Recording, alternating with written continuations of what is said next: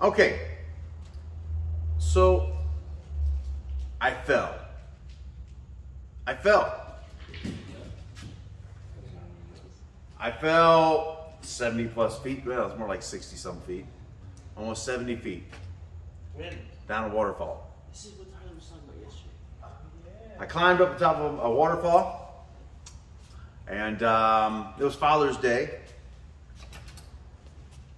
A few years ago. I don't know. Almost 5 years ago or so. Climbed up on top of a waterfall. I was prepared, man. I had my hiking boots on. I had my walking stick. I was good to go. Had my hat. I didn't want to go. My wife talked me into it. My kids were gone. So it wasn't like I was doing anything for them. You know, I wanted to stay home and watch TV. But she insisted. A few of my friends went from Vegas. They started calling me names and I gave in to peer pressure. First lesson. But I decided to go up anyway. So I went ahead and went. I'm walking up the waterfall and I decide that I'm going to go all the way to the top. Now, you're not supposed to go to the top of the waterfall. FYI. They say it's dangerous. I thought I was invincible anyway, even though I was well into my mid to late 40s. I was going to do it anyway. So I climb up there with ease. I'm like, this is a piece of cake, it's a breeze. I'm looking at the waterfall, the rocks are wet, and next thing I know, zoop, my foot slips, whoosh, boom, I'm into the waterfall. The only thing I remember saying, and pardon my French ahead of time, I slipped in and went, oh shit. That's what I said. And I all of a sudden, shoosh, next thing I know, I'm falling down, whoo, straight down, and bang, I hit a boulder. Roll off off the boulder, just the impact of boom, I roll off into the other waterfall, whoo, and zoom in off again, and I drop another 20 some feet down. I fall into that water. And the only thought that came to my mind was this one word: rise. Rise. Get up. Rise. You can get up. You're not dead, which I thought for sure I was going to be dead. That's what the whole oh shit thing came from. I thought, okay, well, this is it, you know. If this is where I die on Father's Day, so be it. But I just kept hearing myself say to myself, rise. So I reached out and I grabbed some whatever was on the bottom and stopped myself because there was another waterfall coming. It's a series of waterfalls. There was another waterfall coming, so I stopped myself.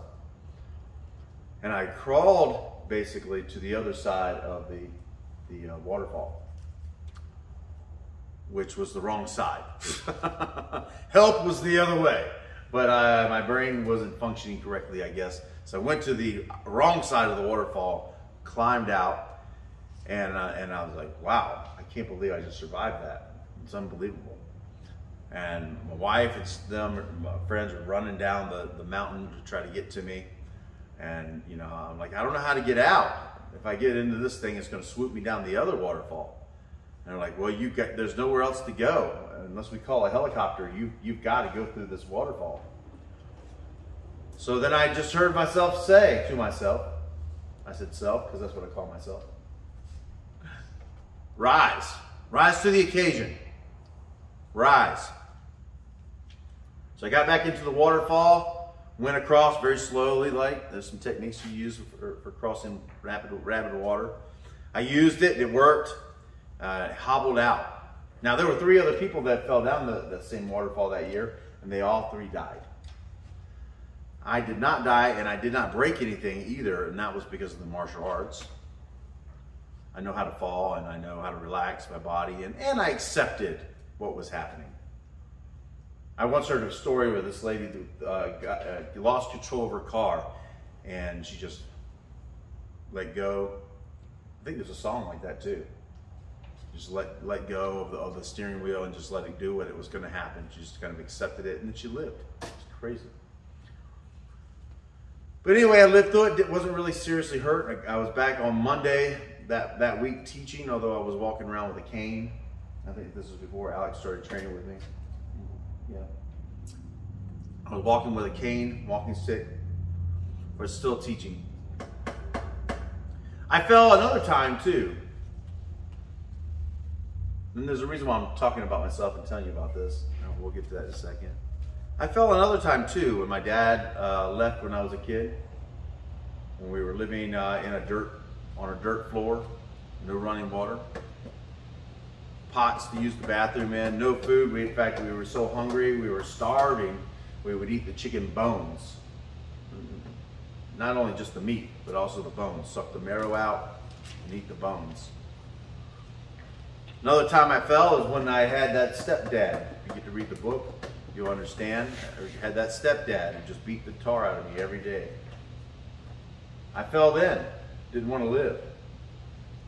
I just kept hearing myself say, rise. And then the time when I got poisoned, almost died. Fed arsenic. Almost died. I was that close to death. Rise.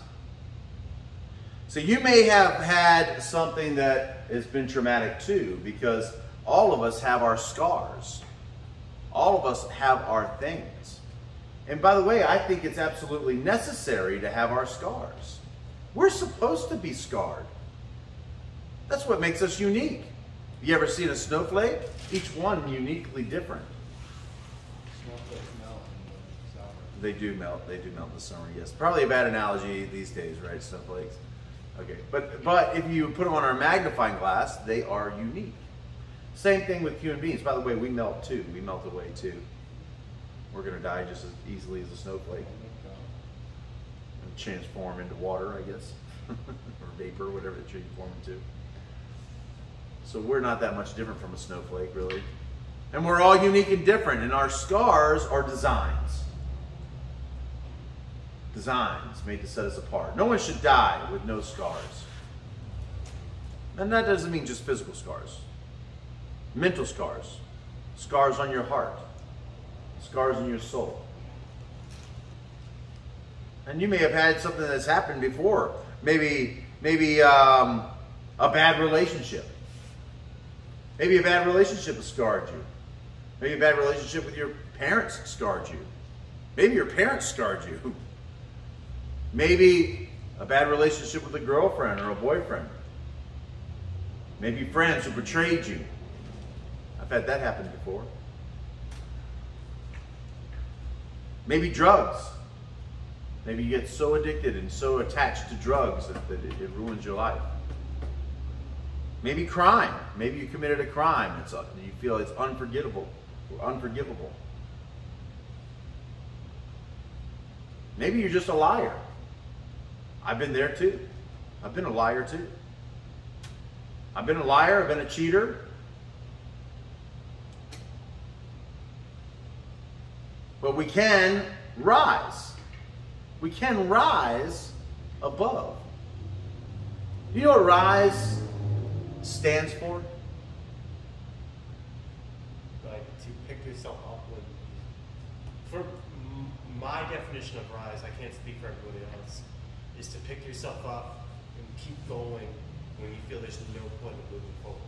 And it reminds me of the Batman. Like Batman, right? Batman, The Dark Knight Rises, that scene in the pit. Yes.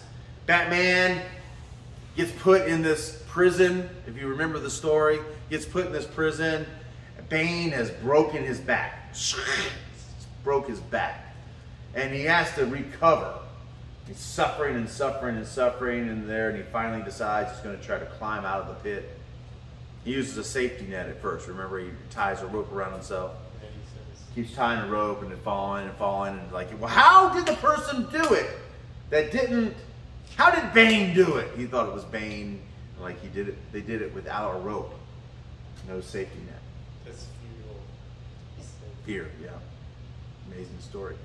Amazing story. No, yes, and no. In this case, we're going to use it as an acronym. The R stands for reflect. When something happens to you, reflect on it. Now, I'm not saying be attached to it. or allow it to destroy you, but reflect for a minute what happened. Because a lot of things that happen to our lives are our fault. And some things that happen to us are no fault of our own because we have no control over other people. But those things, when we make bad decisions, that is 100% on us. So reflect on what you did and how you could do it better. Reflect. And by the way, if it's not your fault, if it's somebody else did it to you, like let's say a friend betrays you for some reason, maybe not your fault, or maybe you're a child and you're starving to death, and you have no control over whether or not you get food or not. That's not your fault. That's not your action that caused that. You had no control. So reflect, ponder, and articulate what happened to you. After that, inquire, seek information, provide ideas through questioning. So once you understand what happened, why it happened, whether it's your fault or not your fault, start asking questions. Questions are key. You ask the right questions, you can solve the riddle of everything. Just like that Pharaoh. Just like what? The Pharaoh that asked what his life about. Just like the Pharaoh. How about this? Just like your therapist. There was once this guy walking by a big hole. He saw the hole and jumped in. And all of a sudden he's like, I can't get out of the hole. He's looking up. He's like, okay, I jumped in. I'm not sure why I did it. It was a mistake. I made a mistake. Sorry, I jumped in the hole. But now I can't get out. He tries to climb, doesn't get out. He's yelling and screaming, hey, please help me. I'm falling in this hole. I can't get out. This therapist walks by. He goes, my friend, I've seen you fell into a hole. Yes, I've fallen into a hole. Can you help me? He goes, well, I'll tell you what, I'm busy right now, but I'll come back at 3:45 and I'll spend an hour with you. So the therapist comes back, he sits down at 3:45 with his chair and he goes, okay, I'm back. So tell me about this. The guy's like, I fell into a hole. Actually, I jumped into the hole, but I thought I could get out, but I can't get out, so I don't know how to get out of the hole. He goes, huh, interesting. And tell me how you were feeling when you jumped into the hole. He's like, I felt pretty confident that I could get out of the hole. And tell me about your mother. Did he really say that? He said that, yeah. So then a few hours later, 45 minutes later, he's like, okay, well, we're coming to the end of our session. I'll come back next week. We'll discuss this a little bit more. A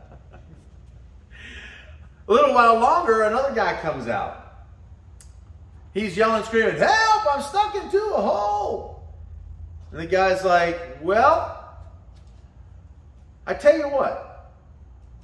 I've been in this hole before. I'm coming down there with you. He's like, wait a minute, don't fall, don't jump into the hole. The guy jumps in. Now there's two guys in the hole. The difference is this guy had dug a tunnel, a secret passage underneath the hole and up, and took the guy out of the hole. Sometimes you need people that's been there, done that, to show you the way out of the hole. Sometimes we need to know about mom too. But the point is, ask the right questions. Inquire. Inquire. Ask the right questions of yourself. The next one is suggest. Suggest to yourself solutions. Suggest solutions.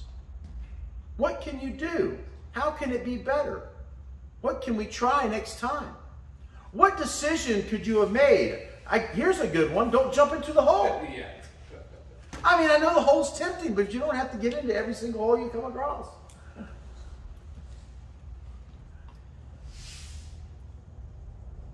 I think I see a lesson here, and I mean, correct me if I'm wrong, but is the lesson here that if you get yourself into a situation with enough belief and willpower, you can get yourself out of it? There's not a single thing that you can go through in your life that you cannot rise from. You can rise from everything. In fact, the next one is E, elevate. What was I, sir? I is inquire. Okay. What about S? S is suggest. Thank you. And E is elevate. So, back to the whole and the therapist suggests. Yes. No, not yet. The therapist said, interesting, I'll come back next week. Yeah. He didn't suggest anything yet. He was still trying to reflect. The point of the story was sometimes it takes someone who's been there, done that to help you. Yeah, but I feel like the therapist is part of the story for a reason. Yeah, comic relief. So the therapist never had any intention to suggest to dig the hole. No, I don't know. He didn't figure it out yet. They only had an hour worth of time. Only an hour of therapy time. I mean, I think one like part of the story is he ran out of time, but I think two, the deeper meaning is like he knew that his client like got himself in there, and he wanted to see if he could get himself out. That's such a sort of like a tough love. That's what way I interpret it. There's nothing in the world, in this world, that you can go through that you cannot get yourself out of, that you cannot rise from. You may find yourself completely defeated. You can rise. You may find yourself in a position that you think that is too far gone. You're not. You're not. You can be on the brink of death and still come back. I've been there. You been there? Yeah. Yeah, you've been there. My father, in his early 30s, had a brain aneurysm and almost died. He almost died too. Brain aneurysm. Had to relearn how to talk, walk, eat. Had to learn how to do everything. But he can't feel on his left side. He can't see out of his eyes and things like that. But he rose. If he did not think that he could rise, then he would be defeated. Just like you said. Your mindset. If you believe you can, you can. You can rise. You can stand up. And the reason why I told you this, my story in the beginning, or at least synopsis of my story, was to give, it was a point. If I can rise, you can rise. Shy of death, which, by the way, like the snowflake, it's going to come eventually. It's not that bad. Happens to everybody. It's okay. It's nothing to be sad about. It is just more change. Like the snowflake. Or the snowman. Unquestionably, the snowman's going to melt. But he's not sad about it. When he's melting, he just melts. It just is what it is. So, that goes back to the old question, why so serious? Not like you're going to get out of this thing alive anyway.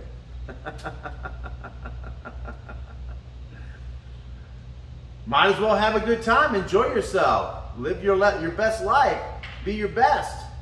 Be 100% the best person you can be. Be the man you've always dreamed yourself to be. Be the superhero in your own life.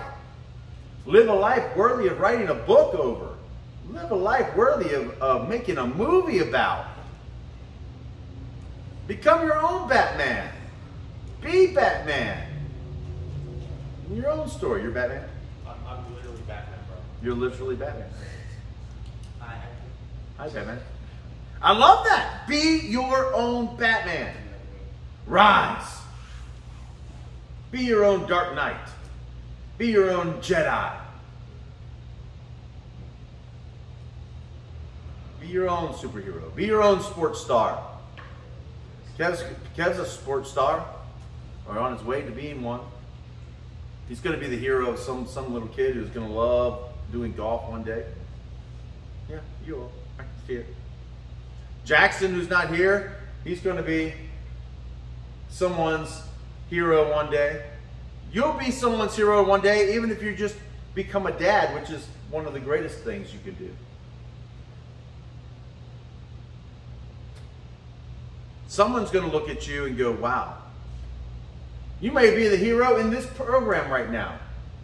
Someone here might be looking up to you like, man, if I could just be like that guy, I could get this done. Rise. Rise to the occasion. Rise to your calling. Rise to the superhero. Rise to the challenge. Rise. Be the man. Don't just be the man, be the king of the jungle. Don't just be the king of the jungle, be the superhero, action star, king of the jungle, and everything you've ever wanted to be in your life. And let me ask you a question. Why the hell not? What do you got to lose? It's not like you're getting out of this thing alive anyway. You might as well go live your dreams. Yeah? Okay. So reflect, inquire, suggest, elevate. That's the RISE model. Elevate you and others. Huh? Elevate you and others. Elevate you and others. When you rise yourself up, guess what happens? You bring people up. You bring people up. You don't have to reach down to bring people up. You don't. In fact, if you're falling down and you're in that moment where you're falling down and you are down in the dumps, if you don't have to have a hand up, don't take one. Take one if you have to have it. Otherwise, rise on your own. Rise on your own. Be the man that you've always wanted to be. You can be that.